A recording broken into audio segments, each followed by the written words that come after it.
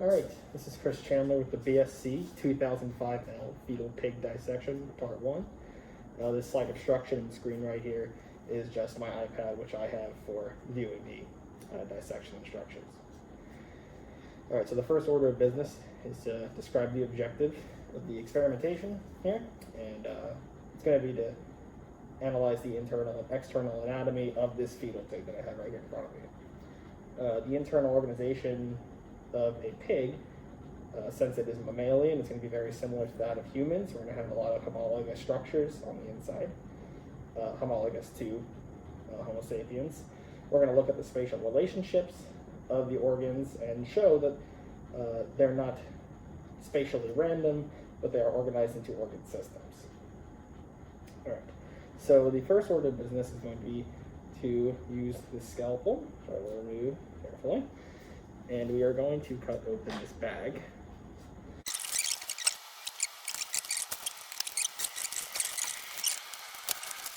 Okay. I'm just going to load this into the dissection tray. So now we have here, this is a little bit better into view, we have the fetal pig. And the first thing we want to do is observe some parts of the external anatomy of this pig. The first and very obvious feature is the head, analogous to the head of humans. We have the trunk, or the abdomen, which my right hand is on at the moment. And then we have the tail at the back end. It's kind of hard to see, but my right hand is holding it. You can lay it right there. The eyes, which are closed for this specimen, but eyes on either side of the head. We have the external ears, which are lined on both sides, collapsed toward the structure, but still definitely present. The mouth, which is slightly open for this specimen. And then we have, sort of bunched up against, right above the mouth, we have the nares, or the nostrils. Now, we're going to place the pig onto its dorsal surface, or its back surface. And we're going to look a little bit at the abdomen. An immediate feature here that's present is the presence of the umbilical cord, which is low on the abdomen toward the posterior side of the specimen. It's already been cut since it is a fetal pig, so it's removed. So that is the umbilical cord. And there is a large blue umbilical vein in the umbilical cord that carries nutrients from the placenta of the mother into the specimen. There are also two umbilical arteries here, closer to the more ventral side, anterior side, and those umbilical arteries carry waste products from the specimen into the mother. So the waste products are removed from the specimen or the fetus and carried into the host or the mother, while nutrients and any sort of required materials are provided from the mother into the specimen itself.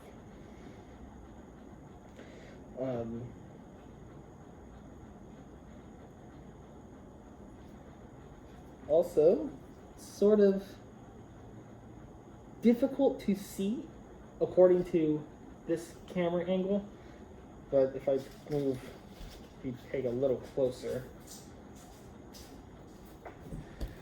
these little bumps on the side here, perhaps more clear this way. These little, I see 4 on this side, so there would be 8. These 4 pairs of nipples, or mammillary papillae, which are present in both the male and female sex fetuses. Now, showing the more posterior side of the pig. Just below the tail, we have the anus, which is the exit area of the digestive tract. Then we're going to examine the ventral side of the pig. And we're looking for a urogenital opening, which is slightly hard to see.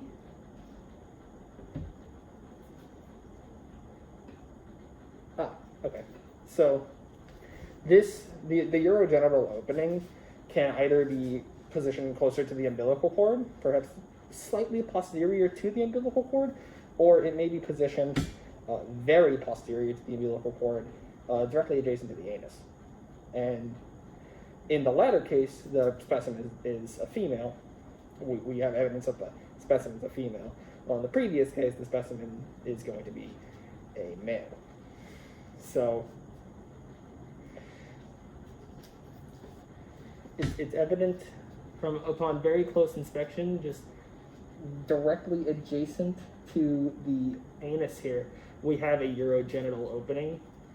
Not immediately obvious from this distance, but more evidence that this specimen is in fact female is the lack of a scrotum that would contain the testes and the reproductive system or the reproductive organs of a male specimen.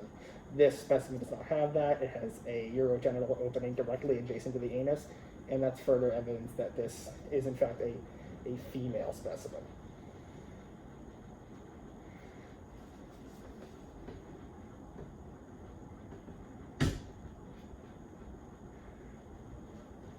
Okay.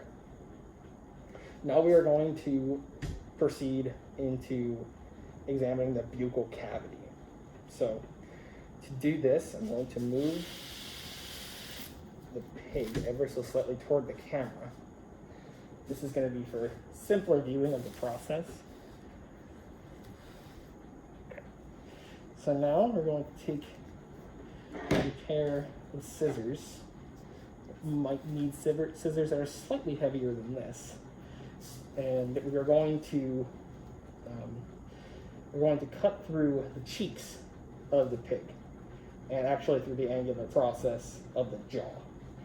And we're going to essentially open its mouth as wide as possible. And we're going to view the internal workings, the beginnings of the digestive system. So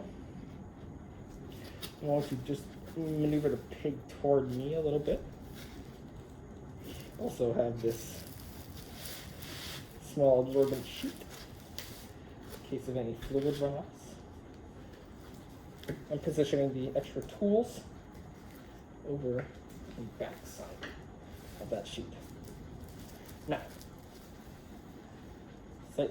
opening the scissors, we're going to insert into the mouth, and we're going to cut through the cheek.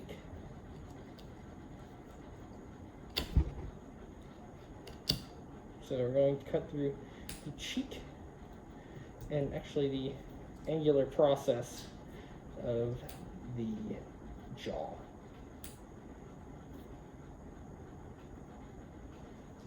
So I'm just going to flip it onto the other side, rotate the pig toward me.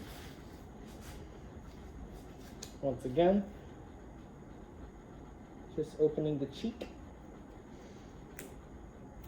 and the jaw.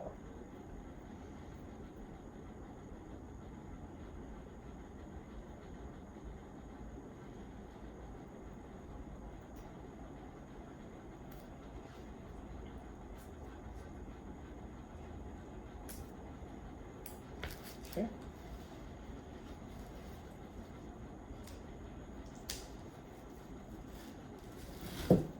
So now, just opening that. For further viewing, I'm actually going to cut a little bit deeper. I don't think this cut is deep enough on my part.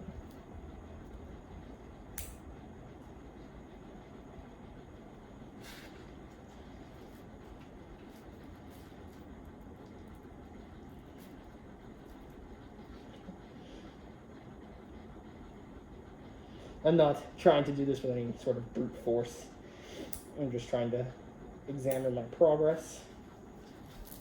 Okay, coming a little bit off of the dissection sheet there, or the dissection tray. Not accurate. I don't think I made this cut deep enough. I'm just going to back up a little bit. Okay. Position the pig a little bit toward the camera. Okay. So here we have the open mouth, and we're going to examine a couple of features on the mouth, or within the mouth, which acts as the beginning of the digestive tract. So on the tongue here, we have these small ridges. I'm going to position, take a little bit closer to the camera. We have ridges on this that line the tongue, and these are the papillae. These are the structures that contain the taste buds. And this is the tongue. This is the muscular structure that allows the pig to more easily consume food. They're much more evident from touch rather than sight, but on the roof of the mouth and on the right below the tongue, we have these sharp, pointy teeth. Not extremely developed, once again, because this is a fetal pig, but definitely evident from touch that there are teeth on this pig, which begin the digestive process by crunching and slicing into food and reducing it to a more easily digestible by the enzymes within saliva. So we have, so far, the teeth, the papillae on the tongue itself, and now we're going to examine a little bit more of the mouth. On the roof of the mouth here, homologous to exactly the structure that humans have, we have a hard palate, very hard to touch. And slightly back to this, slightly behind, this is the hard palate, and behind it, deeper into the throat, or perhaps at the entrance of the throat, the support of the hard palate is not actually bone, but it is the soft palate. And then going a bit deeper into the throat, see, this is the beginning of the soft palate all the way back here. Now, I'm going to, once again, delve a little bit deeper.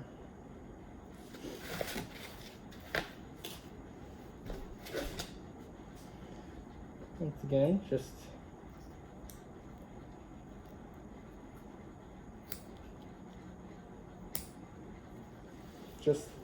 making a slightly deeper incision into the cheek for further viewing, closer to the throat.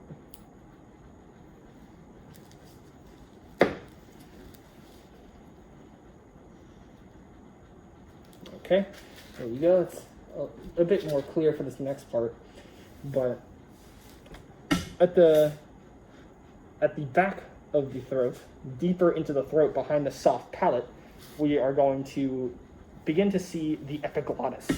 This little, just behind the tongue, really, all the way back here, we have the beginning. We have this fleshy muscle, this fleshy piece of tissue, and that's going to be the epiglottis. And the opening within that epiglottis, back here, feeling it with my finger a little bit. It's just a little bit dark in here, but behind the tongue, at the very back right here, we have the epiglottis, and there's an opening within that glottis, that fleshy piece of tissue that retracts and protracts, and that is going to cover the glottis, which is the beginning of the epiglottis. The epiglottis retracts and protracts to cover the glottis, which is the opening into the throat.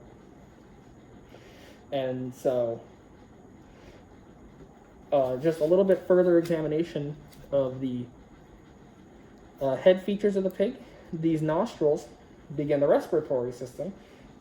Air is inspired through these external nostrils, passes through the sinuses, which is a little bit of an internal structure within the head, and it's actually just above the palates, really.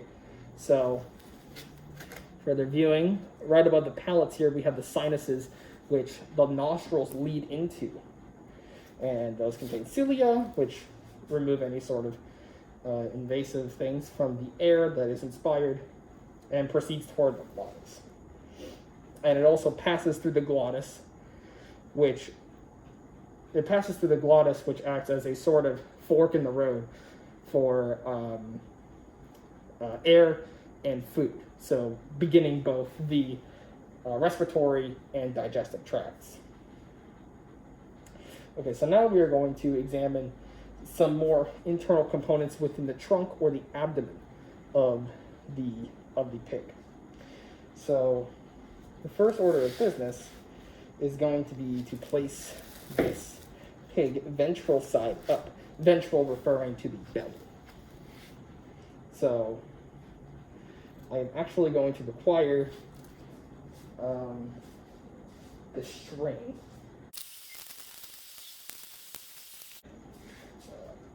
So now we're going to take these. We're now going to take a piece of string right here. We're going to remove this, and we're actually going to tie the legs together to prevent, or generally to increase the convenience.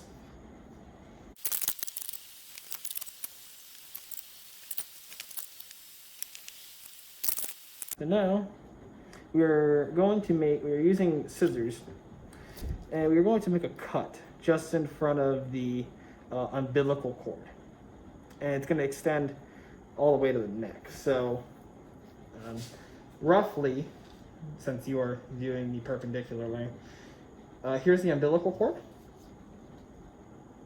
We are going to make a cut beginning from here, so just anterior to the abdomen. We are going to make a cut from there to the base of the neck. So this one limb is slight problems.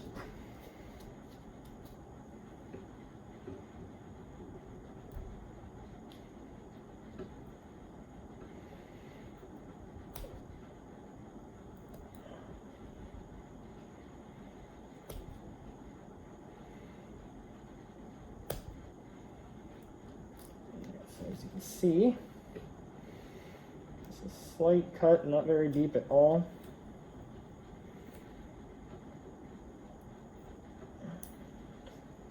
All the way to the base of the neck. Okay, we're actually not, that was a little too shallow because now I'm not past the sinew.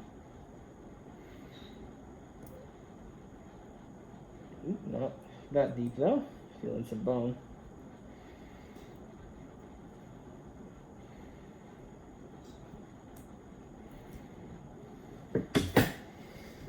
So now just slightly too shallow again.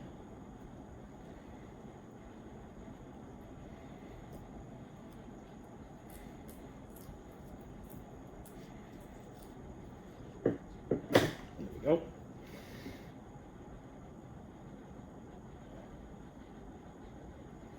So I'm actually going to extend the cut a little bit downward. Just a little bit, still anterior to the umbilical cord though. Just for a little bit easier opening. There we go.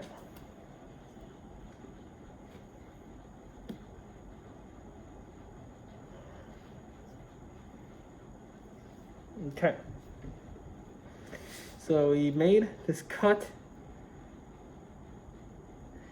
not too deep. If I can ever so slightly tilt, we've been able to surpass the fleshy opening just some of the muscle. And this goes all the way toward the base of the neck, all the way up here. So we're essentially past the stomach, or not past the stomach. We have open. We are viewing the stomach, if you will. We're viewing the stomach area. So just slightly anterior to the umbilical cord, all the way up to the base of the neck, and then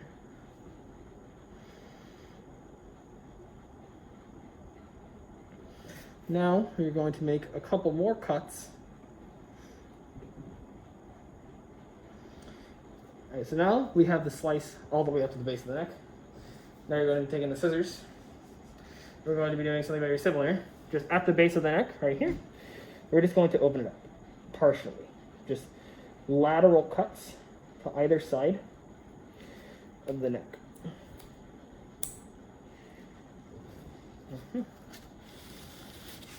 Slightly repositioning the pig. My own viewing, easier.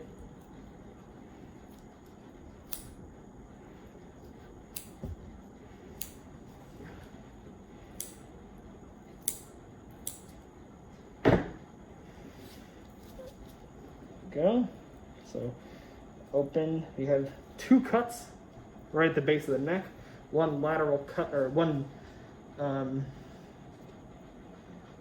we have one long cut from the umbilical cord to the base of the neck.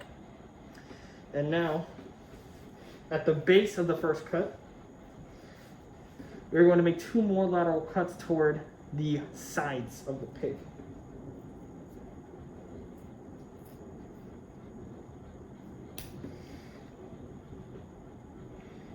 To the lateralmost sides. This is going to allow us, once we get past some sinew, to view more of the internal musculature.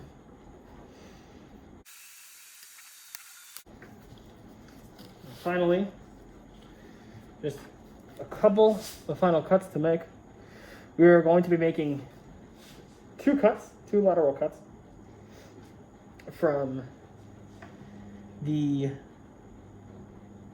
insertion of the hind limbs to the bottom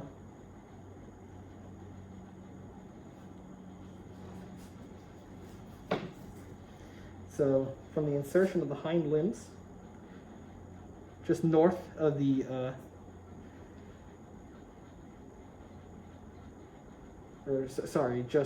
lateral to the legs.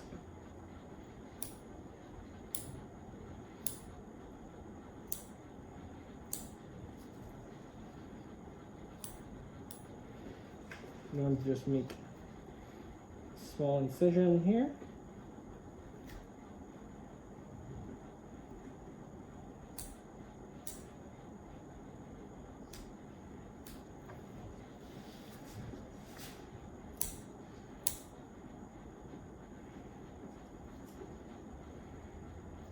So just below the umbilical cord. Actually, this should be done with a scalpel, I believe.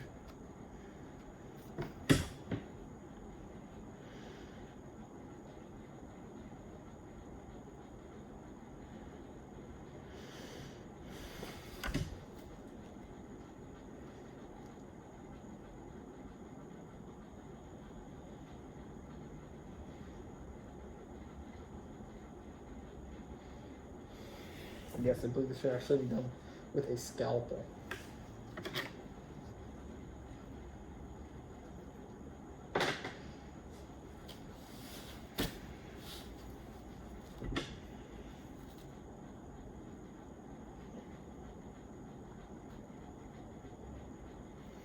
Just ever so slightly.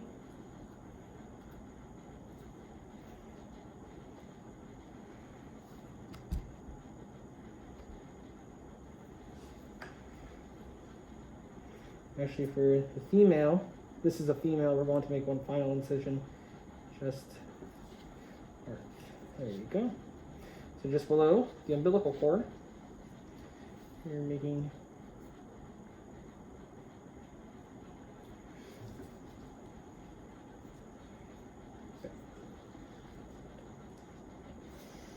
Just a small bit of sinew to deal with.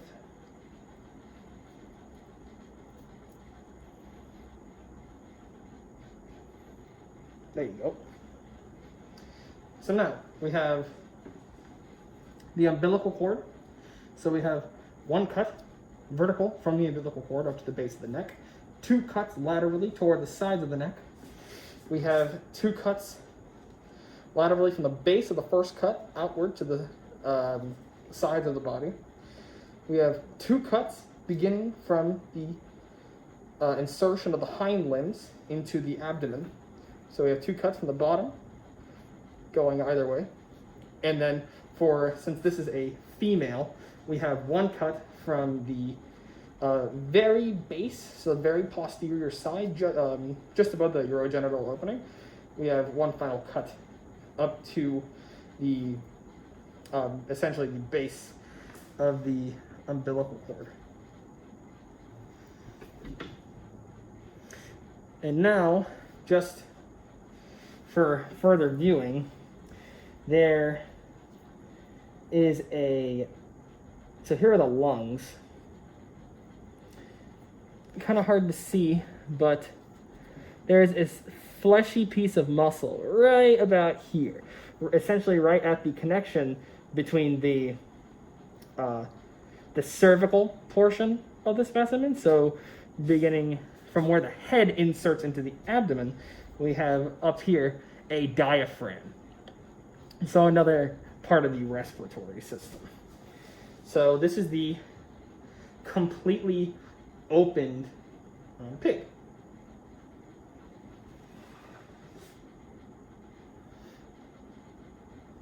And another important aspect is the fact that in the process of opening the posterior aspect of the specimen, the umbilical cord actually had to be,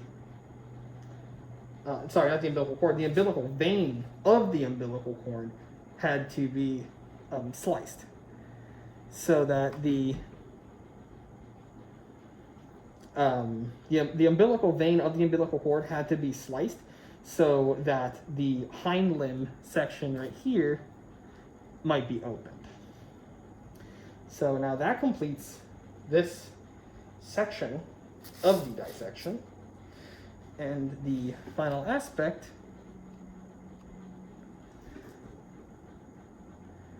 now, the final portion will be to store the pig back into the formalin preservative.